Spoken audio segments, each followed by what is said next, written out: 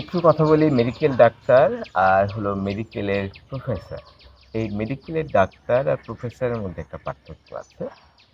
Medical doctor কিন্তু treatment করবে। আর teacher হলো কিভাবে ট্রিটমেন্ট করতে হবে সেটা শেখাবে। ফলে মেডিকেলের টিচার কিন্তু ডাক্তার না। সে কিন্তু আপনার চিকিৎসা করবে না।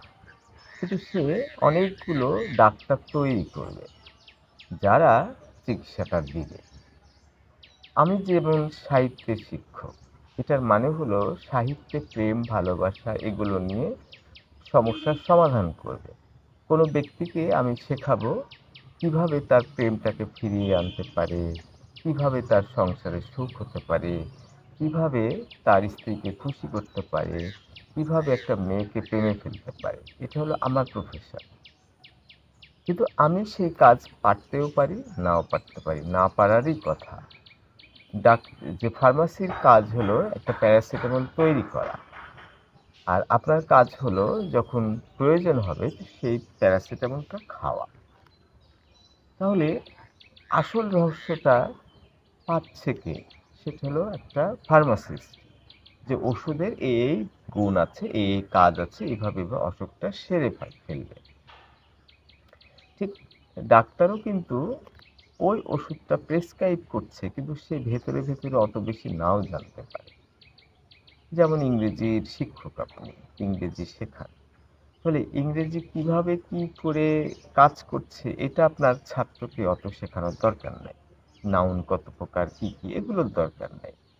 কিন্তু আপনি এমন কিছু করবেন যে সেটা সেই স্পিকিং, লিসনিং, রিডিং, রাইটিং এ ব্যবহার করতে পারে। তাহলে ব্যবহারিক যে চিকিৎসা, সেটা হলো একজন ডাক্তার শিখবে। আর ব্যবহারিক চিকিৎসাটা কিভাবে প্রয়োগ করতে হবে সেটা একজন মেডিকেলের প্রফেসর শেখাবে। কিভাবে সে শেখাবে? আমি যেমন ইংরেজি সাহিত্য বা ভাষার শিক্ষক, তাহলে আমার ভেতরে একটা জ্ঞান আছে, একটা তথ্য আছে। সে তথ্যটা আরেকজনকে শেখানোর দরকার নাই। সে কিভাবে ওই কাজগুলো করবে, এমনি এমনি করবে, সেটা শেখা দরকার। যেমন আপনি সাইকেল চালাচ্ছেন, সাইকেল চালাতে চালাতে এমন অভিজ্ঞতা হবে যে আপনি কখন ব্রেক করবেন, কখন হর্ন বাজাবেন, এটা কিন্তু আপনার আর মনে রাখার দরকার হবে না। আপনার শরীরটা ওইটা অ্যাবজর্ব করে নেবে, কখন বামে যাব, কখন ডানে যাব। মস্তিষ্ক চোখ দিয়ে দেখবে এবং মস্তিষ্ক হাতে ইনফরমেশন দিবে যে তুমি এটা করো, তুমি বামে ঘোরাও, ডানে ঘোরাও, এটা করো, ওটা করো, করবে। এটা একটা সাইকোলজিক্যাল যদি দিক আমি দেখি, তাহলে আমাদের দুইটা সত্তা আছে, একটা কনসাস মাইন্ড আর একটা হলো সাবকনসাস মাইন্ড। একটা মেয়ে একটা ডাক্তারকে সহ্য করতে পারছে না। রহস্যটা কি? রহস্যটা হলো ওই মেয়েটা একটা অপারেশন করে, একটা ডাক্তার এবং কিছু নার্স তাকে সহযোগিতা করে। সে যখন অপারেশন করে তখন কিন্তু তার অঙ্গ প্রত্যঙ্গ নিয়ে নোংরা নোংরা কথা বলে এবং নার্সদের সাথে সেই ডাক্তার মশকরা করে, মজা করে, আড্ডা মারে আর অপারেশন করে। এখানে দেখেন যে ওই রুগীর কিন্তু সাবকনশাস মাইন্ডটা অজ্ঞান হয়নি, কিন্তু কনশাস মাইন্ডটা অজ্ঞান হয়েছে। যদি সাবকনশাস মাইন্ডও অজ্ঞান হয় তাহলে কিন্তু সে মারা যাবে। তার মানে শরীরের ভিতরে একটা বড় সংখ্যক ইন্দ্রিয় অ্যানেস্থেসিয়ার মাধ্যমে ব্লক করে দেওয়া হয়েছে।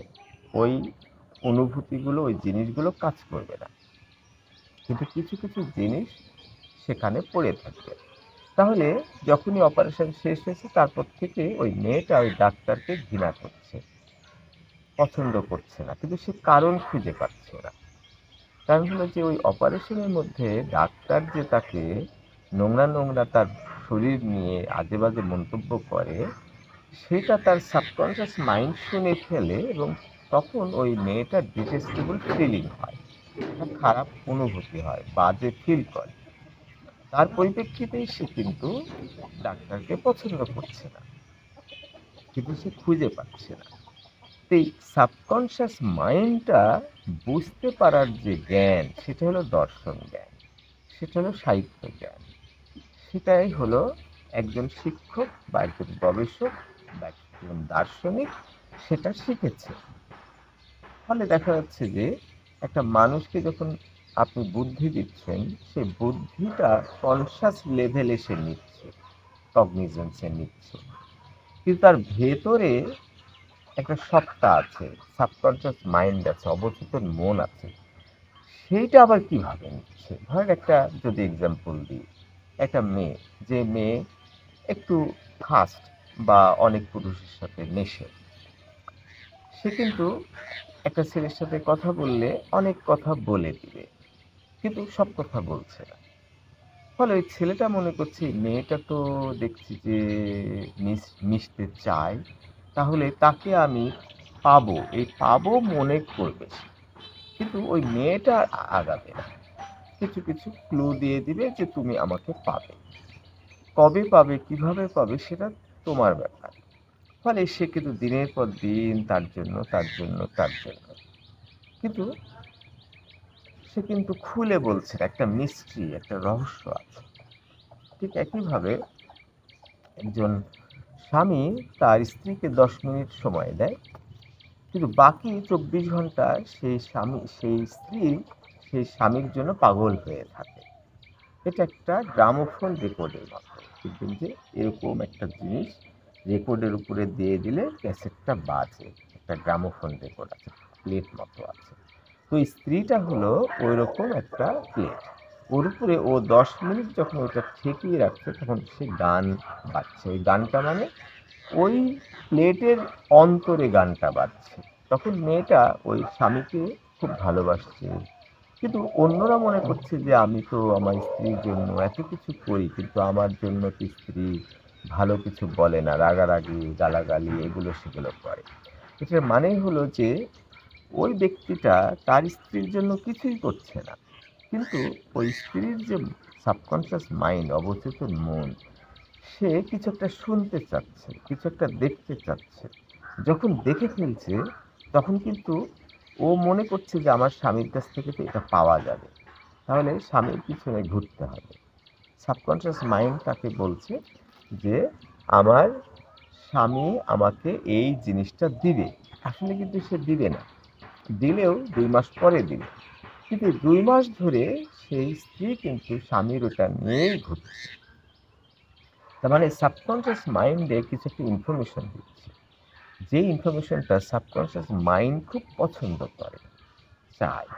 তার মানে তার ভেতরে যে অভাব আছে, সেই অভাবটা পূরণ করতে হলে ওই ব্যক্তিকে তার দরকার। তাহলে অন্য কোনো পুরুষ তার স্ত্রীকে সুখী করতে পারবে না। সে মনে করে আছে তার স্বামী তাকে সুবিধাগুলো দিবে। এবার সাবকনশিয়াস মাইন্ডে কি চাচ্ছে সেটা আপনার কাছে সে পাবে।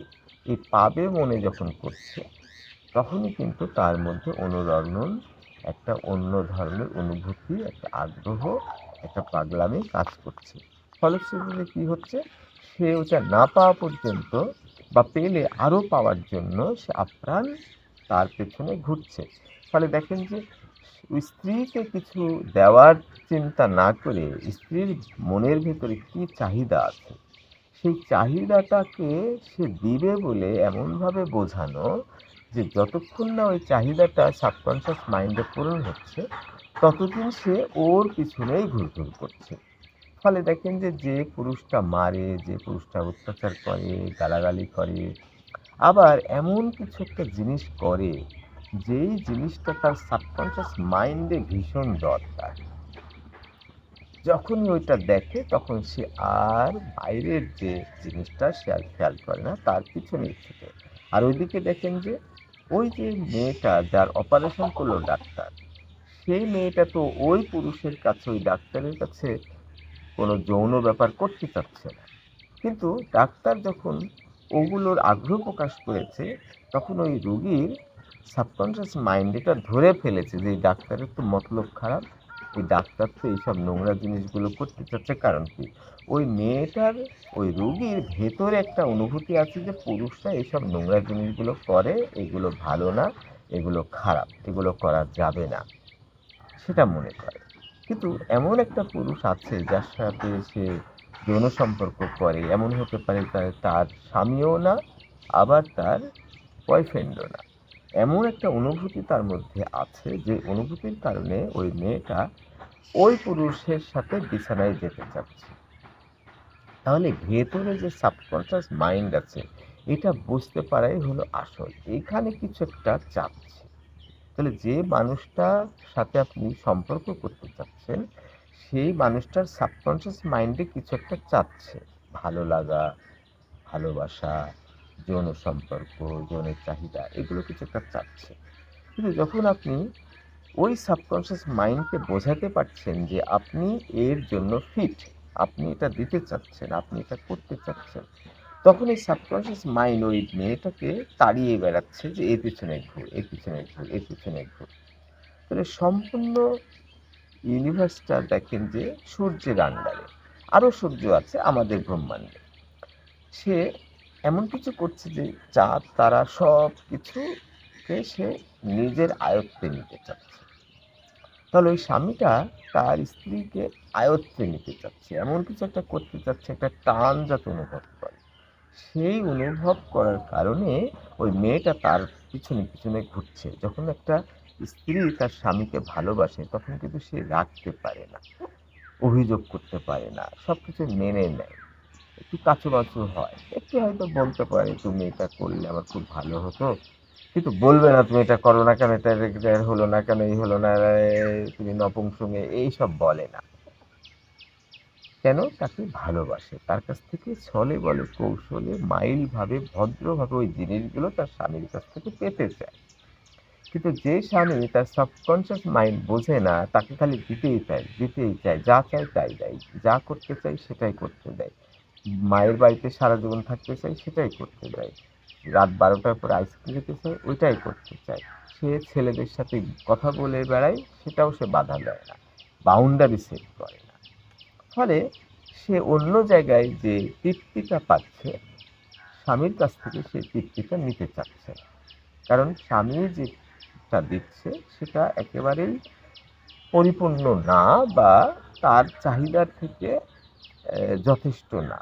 সে আরও কিছু চায়। আপনি যখন স্যুপ খাবেন, খাওয়ার পর আইসক্রিম খেলে আরও ভালো লাগবে। তারপর কোল্ড কফি যেটা আছে, অ্যা কফি দিয়ে সেটা আবার আপনি খেলে আরও ভালো লাগছে। তখন আপনার কিন্তু ওই চাহিদাটা আস্তে আস্তে বেড়ে যাবে। ফলে সাবকনশিয়াস মাইন্ডটাকে শিক্ষিত করতে হবে, সাবকনশিয়াস মাইন্ডটাকে নিয়ন্ত্রণ করতে হবে। কে করবে? আপনি করবেন আপনার স্ত্রী, আপনি করবেন আপনার গার্লফ্রেন্ডের, আপনি করবেন যে মেয়েটার সাথে আপনি সম্পর্কে যেতে চাচ্ছেন, এমন কিছু তার সাথে করবেন যে শুধু আপনার পিছনে পিছনে ঘুরে। অনেক মানুষ দেখবেন যে ১০ মিনিট ১৫ মিনিট সময় দেয়, কিন্তু সারা দিন রাত মেয়েটা তার জন্য অপেক্ষা করে, ফোনের অপেক্ষা করে, দেখা করার অপেক্ষা করে, এক জায়গায় যাওয়ার অপেক্ষা করে। তার মধ্যে এমন একটা অনুভূতি, ক্রেভিং তৈরি হয়েছে যে এই মানুষটা আমাকে এটা দিবে, কিন্তু আপনি দিচ্ছেন না। একটা সমস্যায় পড়েছে, যেমন একটা মেয়ের সাথে আপনার প্রেম, তার সবই ঠিক আছে কিন্তু অর্থনৈতিক খুবই সমস্যা, টাকা তার দরকার। এখন তাকে আপনি কিন্তু রেস্টুরেন্টে খাওয়াচ্ছেন, একটা জামা কিনে দিচ্ছেন, একটা ব্যাগ কিনে দিচ্ছেন। তার মানে আপনি সমাধান করছেন কিন্তু পরিপূর্ণ সমাধান করছেন না। কিন্তু আপনি যদি এক বান্ডিল ৳১,০০,০০০ দিয়ে দেন, তাহলে ও ইচ্ছামতো সুবিধাগুলো পূরণ করবে, আপনার প্রতি তার অনুভূতিটা কাজ করবে না। সেই বস্তুটাকে সরাসরি চাচ্ছে যে আমার একটা ব্যাগ দরকার। তাহলে ব্যাগটা আপনি কিনে দিলে খুশি হবে। কিন্তু আপনি টাকা দিলেন, ব্যাগটা সে কিনে আনলো, খুশি হবে না। হ্যাঁ, আপনি ব্যস্ত মানুষ, আপনার স্ত্রীকে আপনি টাকা দিয়ে দিলে সেইগুলোর সমাধান করে ফেললো, আপনি অফিস আদালত এটা সেটা করলে ঝামেলা নাই। কিন্তু আপনি যে মেয়েকে পটাতে চাচ্ছেন, যে মেয়েকে নিয়ে সংসার করতে চাচ্ছেন, যাকে ভালোবাসা দিতে চাচ্ছেন, যার কাছ থেকে ভালোবাসা পেতে চাচ্ছেন, যার কাছে আপনি যৌন তৃপ্তি নিতে চাচ্ছেন, সেই মানুষটার ক্ষেত্রে আপনাকে ধরা না ধরার মাঝামাঝি চলতে হবে। ধরি মাছ, না ছুঁই পানি, মারি সাপ, না ভাঙ্গি লাঠি। তার মানে পরিপূর্ণতা দিলে ওই মেয়ে আর তাকে পছন্দ করছে না, ভালোবাসছে না, তার অভাবটা পরিপূর্ণ হয়ে যাচ্ছে, পূরণ হয়ে যাচ্ছে। তো এইসব গ্যাড়াকলে পড়ে ছেলেরা বা মেয়েরা অনেক বিপদে পড়ে। ফলে আমি যেহেতু গবেষণা করি, সাহিত্য চর্চা করি, ইংরেজি ভাষা নিয়ে কাজ করি, শিক্ষকতা করি, তাহলে আমার কাজ হলো আপনার এই সমস্যার সমাধান করা। কিন্তু সেটা যে আমি পারবো সেটাও না। ওই যে বললাম মেডিকেল বিশ্ববিদ্যালয়ের প্রফেসর সে কিন্তু হাজার, হাজার ডাক্তার বানাচ্ছে কিন্তু সে নিজে ডাক্তার না। কোনো একটা রোগী আসলে কি ওষুধ দিতে হবে, কি করতে হবে এটা সে ভালো পারবে না বা অভ্যাস নাই। তার মধ্যে জড়তা আছে। ওই সাইকেল চালানোর কথা বললাম, চালাতে কোথায় ব্রেক করতে হবে, কোথায় বামে ডানে যেতে হবে এটা ব্রেনের কাজ। এটা ছেড়ে দিতে হবে। মাথাকে ছেড়ে দিতে হবে। ব্রেন সেটাকে হাতে, পায়ে বিভিন্ন কিছু করে সেটা কন্ট্রোল করবে। তো ঠিক রোগী কি বলে যে এ ডাক্তারি শিখছে, তাকে আপনি নিয়মকানুনগুলো দেখিয়ে দিলেন। কিন্তু ওই ডাক্তার প্র্যাকটিস করতে ব্রেন শিখে নিল। তাহলে আপনি শিক্ষক, তাকে শেখালেন। কিন্তু একটা সময়ে প্র্যাকটিস করতে ওর ব্রেন কিন্তু শিক্ষক হয়ে যাবে। তার মানে আপনি ডাক্তার বানালেন, কিন্তু আপনি তার ব্রেনে মেডিকেল সায়েন্সের শিক্ষক না। আপনি কিছু তথ্য, কিছু পদ্ধতি জানিয়ে দিলেন। কিন্তু সে দিনে ওইটা করতে ডাক্তারি শিখে গেল ওর মস্তিষ্ক। তাহলে আপনি ডাক্তারকে ডাক্তারি শেখালেন। কিন্তু ডাক্তার দীর্ঘদিন ধরে প্র্যাকটিস করতে ডাক্তারের মস্তিষ্ক ডাক্তার হয়ে গেল। আপনি যেমন তার শিক্ষক, আসল শিক্ষক হয়ে যাবে তার মস্তিষ্ক। কিন্তু যে শিক্ষক সে তো প্র্যাকটিস করে না। কোন ওষুধ দিলে কি হবে, কোন ওষুধ সারবে, এগুলো তো প্রফেসর করে না। প্রফেসর শুধু ওকে শিখিয়ে দেয়। কিন্তু প্রফেসর যেহেতু নিজে ট্রিটমেন্ট করে না সেজন্য তার ব্রেনটা ডাক্তার হয়। সে শেখানোর ডাক্তার, ডাক্তারি করার ডাক্তার।